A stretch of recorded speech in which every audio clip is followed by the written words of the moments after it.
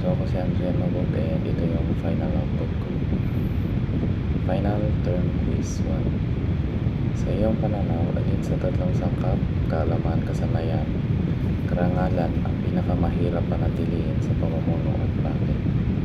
So for me, yung pinakamahirap sa tatlo na yun is yung karangalan o yung tinatawag natin na honor. Pinakamahirap siya na panatilihin kasi yung kaalaman is nag-i-improve naman yan as time goes by, depended through research and studying ng leader. Pero yung kasanayan naman is nade-develop yan through experience and practices of being a leader. Pero yung karangalan kasi o yung honor na tinatawag natin is it's a 24/7 test of your character. Kasi when we say karangalan o honor, it is the act of doing the right thing kahit walang nakatingin sa iyo o kahit ikaw lang mag-isa. Kumbaga yun yung paninindigan mo as a character. So, may mga bagay kasi na nagte-tempt sa atin sa araw-araw kasi leader mo. And sa panahon ngayon, ang dami ng mga mga bagay na pwedeng maging reason para masira yung karangalan na mini-maintain natin. Therefore, yung karangalan o yung honor is yun yung bagay na kinoconsider ko as pinakamahirap na maintain. And kasi yan yan yung bagay na kahit walang nanonood sa iyo o walang tao sa paligid mo, kailangan nandyan pa rin siya. And isa rin kasi yan sa mga laban na mahirap panindigan kasi yung karangalan is a internal battle. So yun.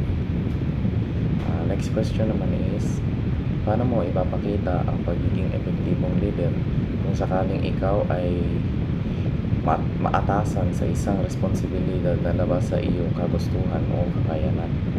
So kung bibigyan ako ng task na hindi ko gusto or feeling ko na hindi ko kaya o hindi ko ma-accomplish, syempre first thing na gagawin ko is aaminin ko. Kasi as a leader, kailangan alam mo sa sarili mo na aminin kung kaya mo ba yung mga bagay na pinapagawa sa iyo o hindi. Kasi wala naman masama na aminin yung mga bagay na ito kung sabihin mo na hindi mo talaga alam o whatever. Pero syempre as a leader, you should do your best to learn, to improve. So someday at least kung ma-encounter mo yung mga ganong situation, alam mo kung paano na gawin. Kasi syempre leader ka, kailangan natututo ka ng paulit-ulit.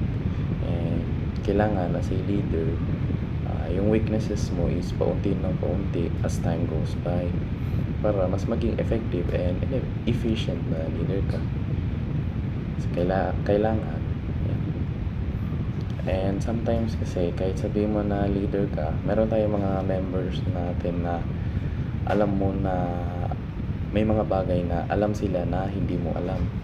And may mga bagay naman na alam mo na hindi nila alam, kaya matututo ka at matututo. Kaya yung best thing dyan is sabihin na hindi mo alam, and after that, aralin mo para the next time, alam mo na kung ano yung dapat mong gawin. And yung last question naman is, kung ikaw ay nasa isang sitwasyon na kailangan pumili sa pagitan ng pakikisama at paggawa ng tama, paano mo ito haharapin bilang isang criminologist? So bilang isang criminologist or pwedeng future law enforcer, dapat ang pipiliin mo palagi is gawin yung tama.